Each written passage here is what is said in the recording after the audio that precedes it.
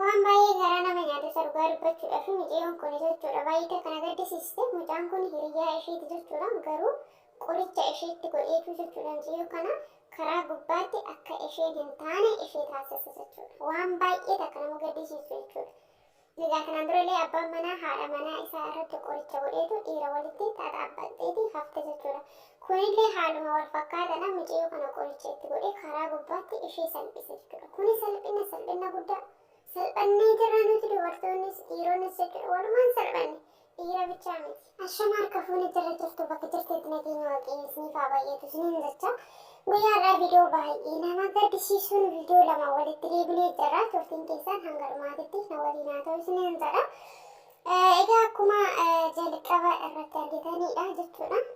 Obboleettiin kuni baay'ee takka garaa na nyaatti jechuudha. Akka nama tokkootitti maaliif jennaani gochi irratti raawwatame kuni raawwatamuu qaba sirriidha jedhee hin deeggaru jechuudha.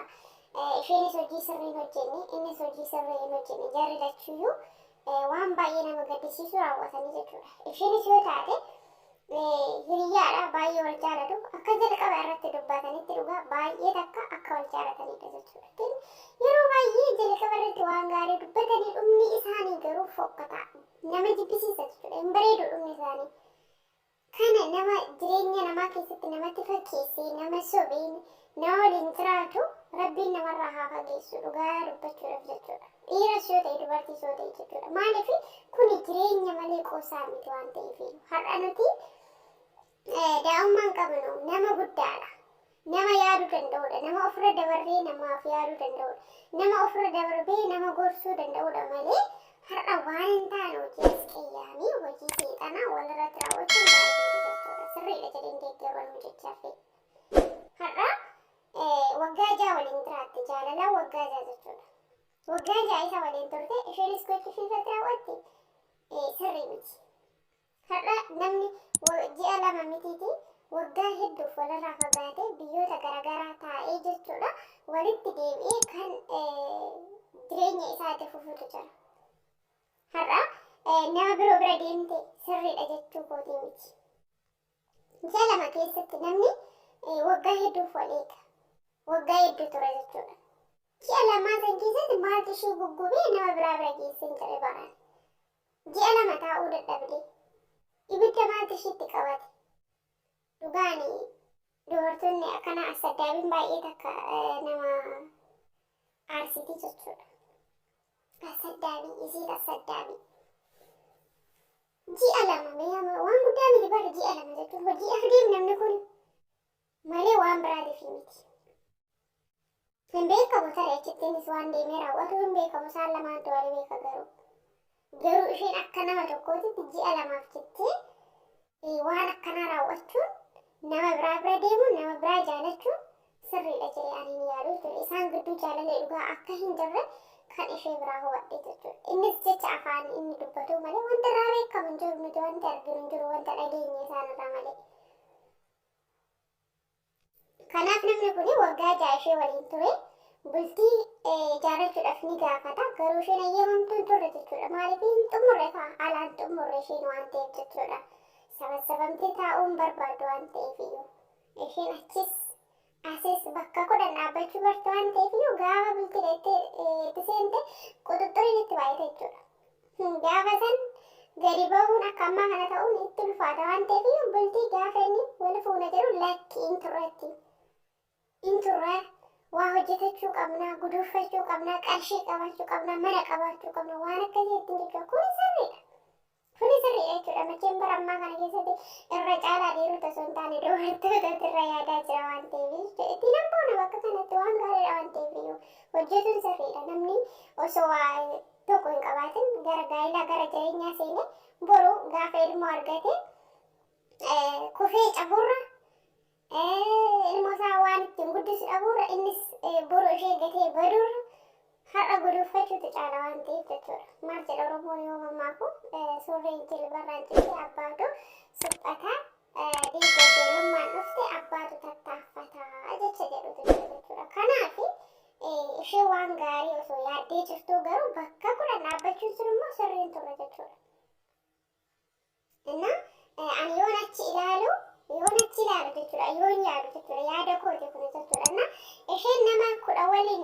kudhan gahuu barte waan ta'eefiyyuu bultiitti gaafa seense quxuxurii waan itti baay'atu waan akkasii yaadde nutti fakkaate jechuudha. Walumaa galatti yoo akkasiis yaadde raatte garuu baay'ee bareeda.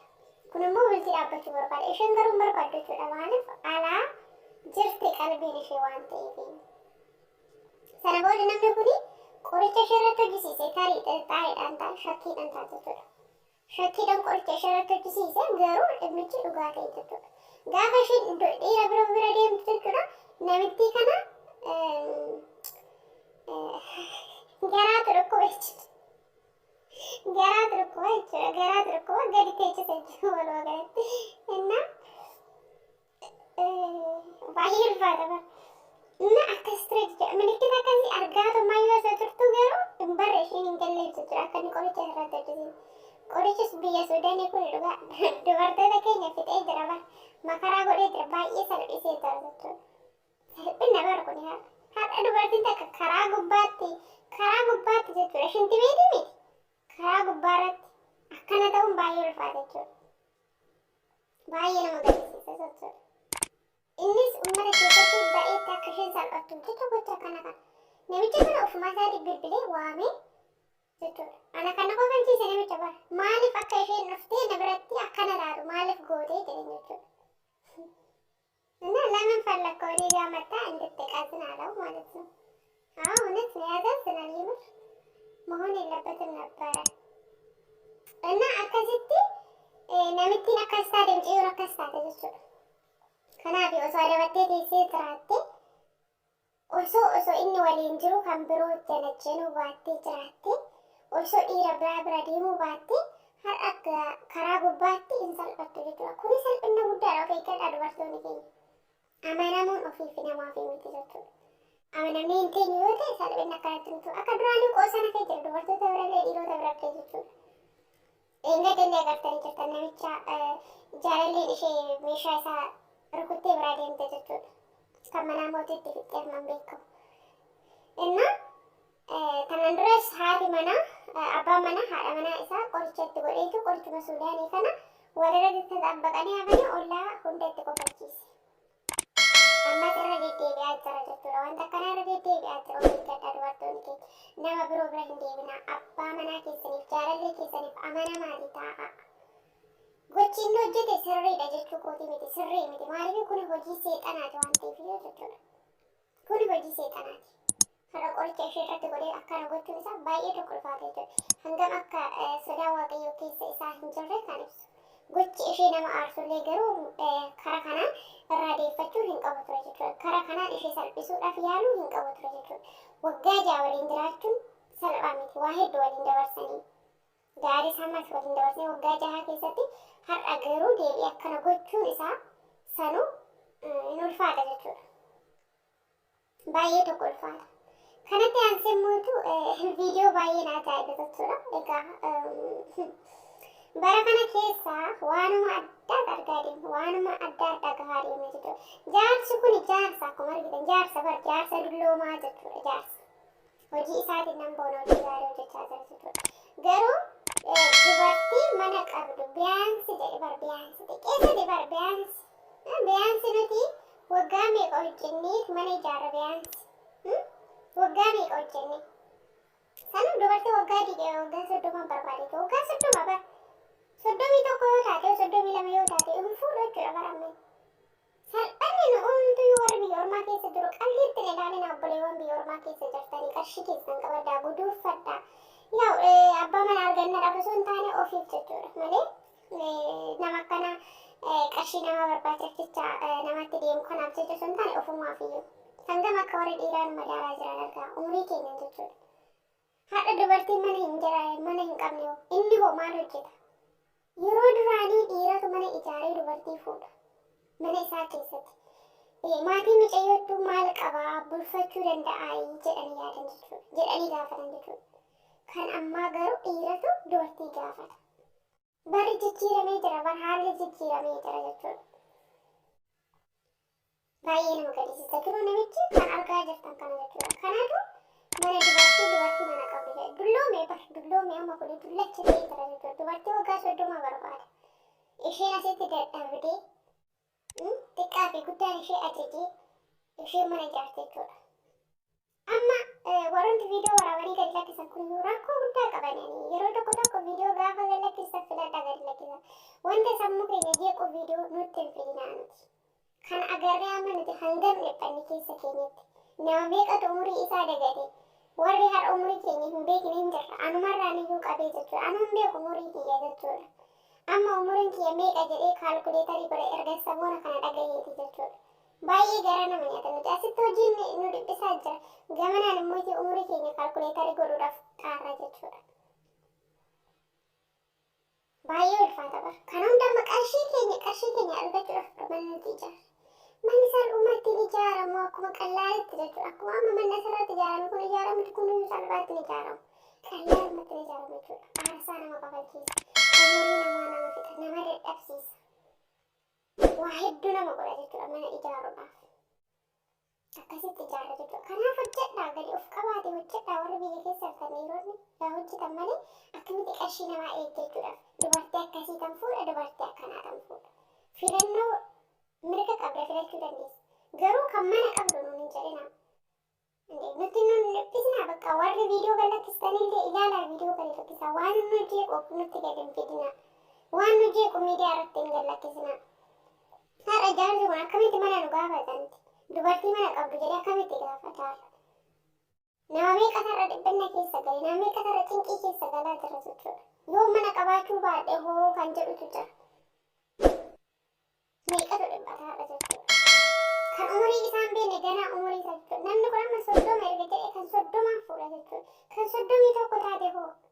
Kan 30 wayii taate hoo? Eenyutu fuudhare? Yoo ati jaarsi akkana kun yoo dubartii umurii 30 barbaadu.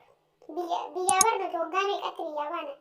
Yoo xiqqaate 18, 20 kanatti kan biyyaa bahu jira jechuudha. Jireenya isaa fooyyessuudhaaf jecha. Lafa bituudhaaf waggaa 5.